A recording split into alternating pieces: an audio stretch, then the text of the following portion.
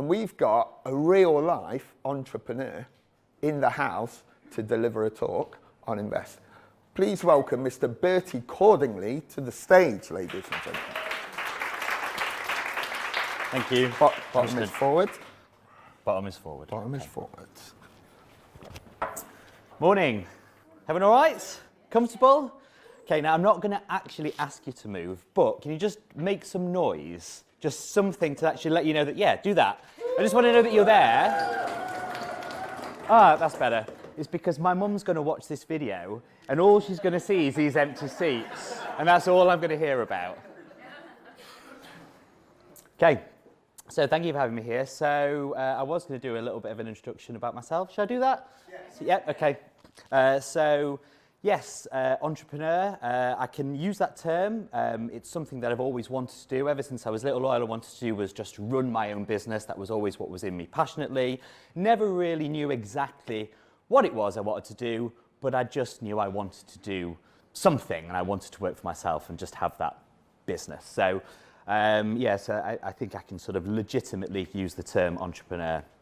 So I've worked in many sort of different industries, but one of the sort of businesses that people know me for around here is fillmybelly.com. That was an online ordering service for takeaway food. So had the idea in 2004, launched in 2006, and then that became the third biggest takeaway website in the UK, and sold that to Just Eat in 2012. And then I was with Just Eat for 3 years, and then done some other bits and pieces since then. And now I work as a business coach, for want of a better word. So I work with businesses, help them grow, and do all that sort of stuff as well. So that's a quick background about who I am and why I'm here. So, Invest. Tim very kindly asked me to speak here about this topic, and he told me to interpret it in any way that I liked. So I did go through lots of different ways in which I could interpret this. I thought about turning up to Tim's house with a couple of really scary vests, getting a selfie. That was going to be the first image. But then I made it a proper serious talk, since you've all given up your mornings to come and hear me speak and have the free breakfast.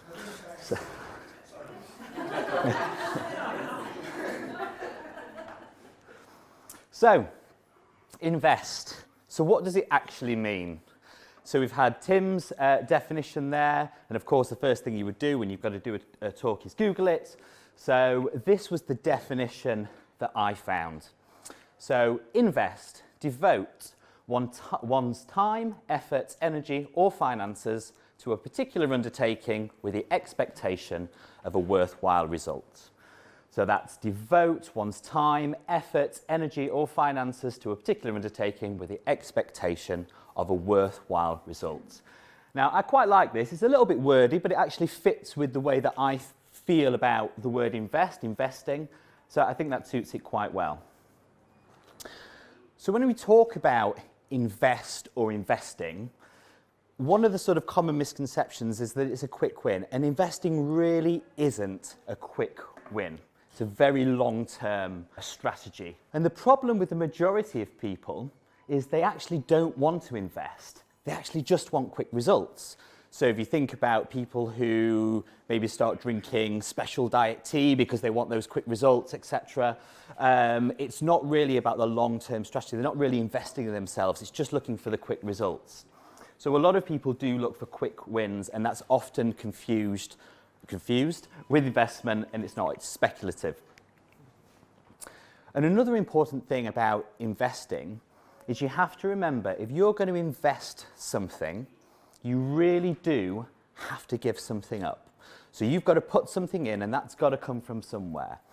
So if you want to invest in a new business, and this is going to be your side hustle, then you're going to have to give up those times in the evening when maybe just like chilling on the sofa and watching Netflix.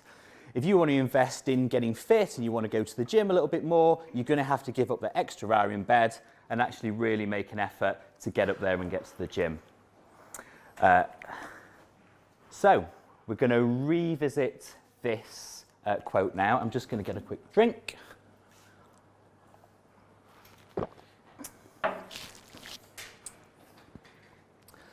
So what I've done with this is I've just highlighted the key words, because I think these are the most important parts in here.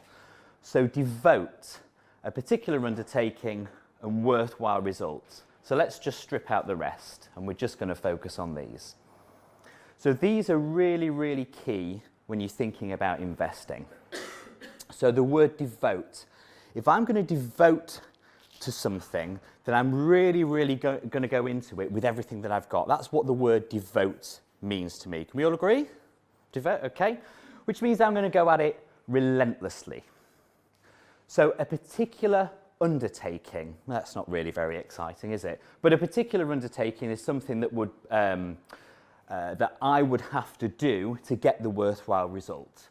So in this context, it's doing the right stuff. And a worthwhile result, well, what's a worthwhile result to me or to you or to anybody? It's to reach my goal. Well, for me, it's to reach my goal. For you, it's to reach your goal. But you know what I mean. So the word invest, I think, translates to relentlessly doing the right stuff to reach your goals, or my goals, or anybody's goals. So let's just sort of see how this works. So I've just got some pretty standard goals up here. So this was a goal, well, not a goal, but this is something that I tried to do a while ago, learn the guitar. Wasn't a goal as such, but this is probably something that, the sort of thing that people can relate to. Get into shape, something that most people can relate to at some point.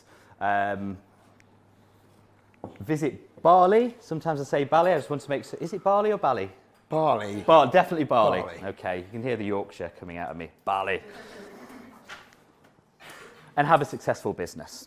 So these are just some pretty standard goals. I'm just going to go through some examples with you. So these technically aren't SMART goals, if you know the SMART framework about making them measurable and something, but in this context it's all fine to go, and I've left a little bit of ambiguity in there just so we can play about with them a little bit. So, the right stuff. So if I want to hit these goals, what is the right stuff that I would need to be doing? So learn the guitar. Well, I'd need to take lessons, right? Or I suppose now I could just watch YouTube or get a DVD. But I'd need to take lessons. I actually did try and learn the guitar. It wasn't a goal, I just tried to learn because I thought it would be cool. My mate was playing the guitar, so I went and bought a guitar. And then he told me that it was better to get an electric guitar so I could plug it into the PlayStation. It was really easy to learn, so then I bought 2 guitars. I still can't play the guitar because I didn't take lessons, and most of all, I didn't practice. So this would be the right stuff that you would need to do. Get into shape. To get into shape, it's quite simple, really. I've just got to eat less calories than I burn. That's it. If I'm eating less than the calories that I'm burning, then I'm going to actually lose weight, which in turn would get me into shape. Also, I need to exercise. Visit Bali. Then I've got to save for that. It's an expensive place. It looks amazing. I've never been. Has anyone been? Worth going? Yes. Recommend it? Fantastic. Okay, so I might have that as one of my goals. I'd like to go to Bali. I'm going to have to save for that. And also, I want to get fit, because let's face it, if I'm going to Bali, I'm going to Instagram the shit out of that. So I want to be looking half decent in the photos. So to have a successful business, what would I need to do? So for me, one of the key things in running a business is to lead that business with passion. And when I say lead with passion, this is each day and every day, which I'm going to cover in the relentlessly part. But also I need to be on top of my numbers, and I'm going to cover that a little bit more as well. So these are 2 key things. Obviously there's lots more to running a business. It's not just these 2 things. I'm just trying to give you a couple of good examples. So relentlessly, what do I mean by this? So in the context of learning the guitar, if I'm going to take lessons, 1 lesson isn't going to cut it, right? I need to show up every time. If I've got those lessons week in, week out, it's common sense. I just need to turn up. I've just got to show up and take those lessons. I also need to practice. Now, I don't know how much you need to practice. I'd imagine it will be every day. But however, and this is where the goals have a little bit of ambiguity. If you want to learn the guitar in 6 months to play for a concert, you're going to have to practice every day. If you want to learn over the course of a few years, you're maybe going to practice weekly. So this is why I didn't make the goals SMART, because you've got a little bit to play with here. If I want to get into shape, eat less calories than I burn. If I want to do that quickly, I need to do that daily. If I'm maybe not so worried about it, maybe I'll just have a few good days each week where I'm not actually eating more than the calories that I burn. Exercise, I need to go, if I want to significantly change my body shape, I need to go to the gym 4 times a week.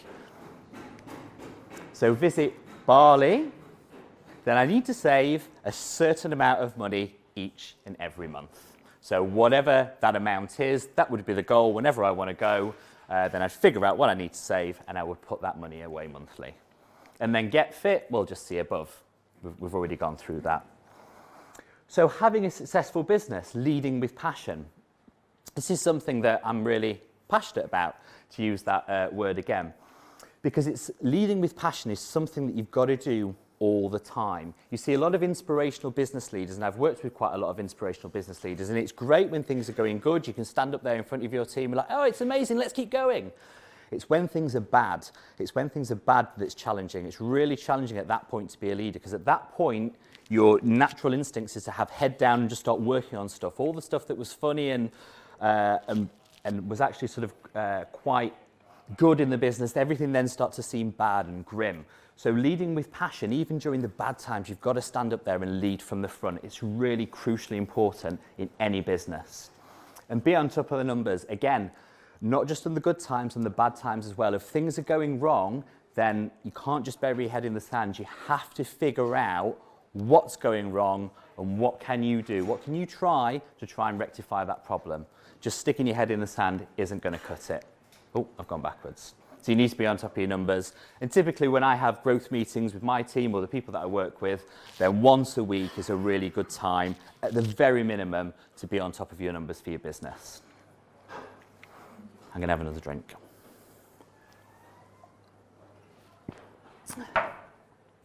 So we've already covered those bits. So how do you actually invest wisely? How do you choose what to invest your time, your money, your energy into? So before investing anything, and this comes back to the guitar scenario, actually, does the investment align with my goals? Do I actually want to invest my time in this at all? FOMO is not a good reason to invest in anything. And it's actually one of the biggest reasons that maybe people will lose money or waste time. Fear of missing out isn't a good reason to invest. So if you sort of remember the whole Bitcoin thing, there's legitimate investors in there that have made a lot of money with Bitcoin. And then as soon as it started hitting the papers a few years ago, everybody was getting in on the game. It was suddenly like your friends, your family, everyone suddenly was a Bitcoin investor overnight. Everybody was saying about it, and they should be doing this and that, and I've bought these, etc.